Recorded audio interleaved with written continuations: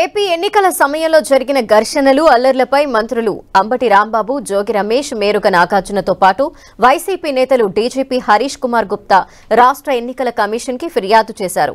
Polling తర్వాత జరుగుతున్న హింసాత్మక ఘటనలపై బాధ్యులపై చర్యలు తీసుకోవాలని కోరారు. ఈ సందర్భంగా పోలింగ్ సమయంలో జరిగిన ఘర్షణలు అల్లర్లకు కారణం చంద్రబాబు అండ్ కంపెనీ అని మంత్రులు అంబటి రాంబాబు జోగి రమేష్ మేరుగ నాగార్జున మాజీ మంత్రి పేర్ని నాని ఆరోపించారు. ఎన్నికల కమిషన్ తో పాటు పోలీస్ వ్యవస్థలోని కొందరిని చంద్రబాబు మేనేజ్ చేశారని విమర్శించారు. ఈసీ బీజేపీ అండతో కొందరు పోలీసుల్ని ఉపయోగించుకుని వైసీపీ కార్యకర్తలపై దాడులు చేయించారని ఆరోపించారు. ఆంధ్ర రాష్ట్రంలో ఎన్నికల నిర్వహణలో పోలీసులు కంప్లీట్ గా ఫెయిల్ అయ్యారు. లా అండ్ ఆర్డర్ కంప్లీట్ గా పోయింది. ఇష్టానుసారంగా బూతుల దగ్గర వ్యవహరించే పరిస్థితి వచ్చింది. పోలీసు ఫెయిల్యూర్ అయిందా లేక పోలీస్ వ్యవస్థలో కొంతమంది తెలుగుదేశంతో కొల్లుడయ్యారా అనేది మాకు అర్థం కానటువంటి అంశం. ఎక్కడైతే మాకు బాగా బలంగా ఓట్లు పడతాయి అనుకుంటారో అక్కడ పోలీస్ బందోబస్తు ఎక్కువ పెట్టారు. ఎక్కడైతే మాకు బలంగా ఓట్లు పడవు తెలుగుదేశానికి అనుకూలంగా ఉంటాయి అనుకున్న చోట పోలీసులు పెట్టలేదు. నేను ఎన్నికల రోజు నాకు ఫోన్ చేసి మిమ్మల్ని అరెస్ట్ చేయమన్నారండి, హౌస్ అరెస్టు, తిరగడానికి వీల్లేదు అన్నారు. నేను ఇంటికి వచ్చి కూర్చున్నా.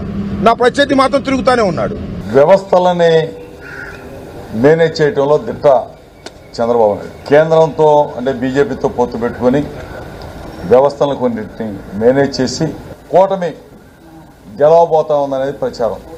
ప్రజలందరూ కూడా one side war, Chandrababu Naidu, Pawan Kalyan, BJP mind గేమ్తో ఎలక్షన్ కమిషన్ని అదేవిధంగా పోలీసు వ్యవస్థని ఆ వ్యవస్థలో ఉన్న కొంతమందిని వాడుకొని మా మీద దాడులు చేయటం. ఈరోజు చంద్రబాబు నాయుడు కుప్పంలో కూడా ఓడిపోతా ఉన్నాడు, లోకేష్ ఓడిపోతా ఉన్నాడు, పవన్ కళ్యాణ్, హిందూపురంలో బాలకృష్ణ, అందరూ కూడా. ఈరోజు ఆంధ్రప్రదేశ్లో ఎన్నికల కమిషన్ కళ్ళు లేని కబోజిలాగా చెవిటివాడి ముందు శంఖం ఊదినట్టు మేము చెప్తూనే ఉన్నాము, రిప్రజెంటేషన్ ఇస్తా కానీ ఎక్కడా యాక్షన్ లేదు. ఆంధ్రప్రదేశ్లో పోలీసు వ్యవస్థ అస్తావ్యస్తంగా ఉంది. ఎందుకంటే వ్యవస్థ మొత్తం పురంధరేశ్వరి చంద్రబాబు చేతుల్లో ఉంది.